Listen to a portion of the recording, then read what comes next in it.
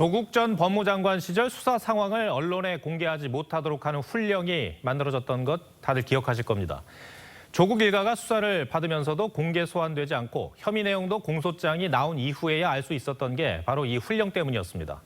대검찰청이 국민의 알 권리 차원에서 이 훈령을 손보겠다고 인수위에 보고한 것으로 저희 취재 결과 확인됐습니다. 오늘 인수위는 새 정부 공약에 반대해온 박범계 장관 법무부의 업무 보고를 받지 않았습니다. 한송원 기자의 단독 보도입니다.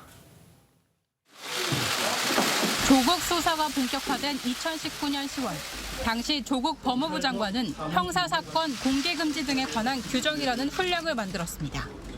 수사 과정에서의 인권 침해를 방지하기 위해 형사사건 공개금지 등에 관한 규정도 10월 중 제정할 예정입니다. 혐의 사실이나 수사 상황 등 공개를 원칙적으로 금지한 건데 당시 조 전 장관이 수사를 받고 있어 셀프 규정이라는 비판이 일었습니다.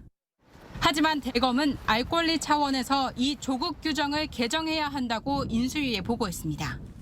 이에 복수의 인수위원은 시급과제로 선정하자는 취지의 반응을 내놓은 것으로 전해졌습니다. 윤 당선인이 최종 승인할 경우 취임 직후 훈령 개정으로 시행될 전망입니다. 이런 가운데 인수위는 박범계 법무부가 윤석열 당선인의 검찰 공약에 반대한 걸 들어 오늘로 예정된 업무 보고를 거부했습니다.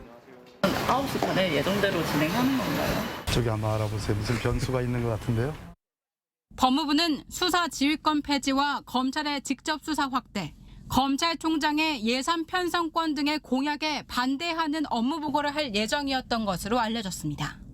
박범계 장관의 어제 처신은 법무부에 매우 부담을 주는 그런 행위가 아닐 수 없습니다.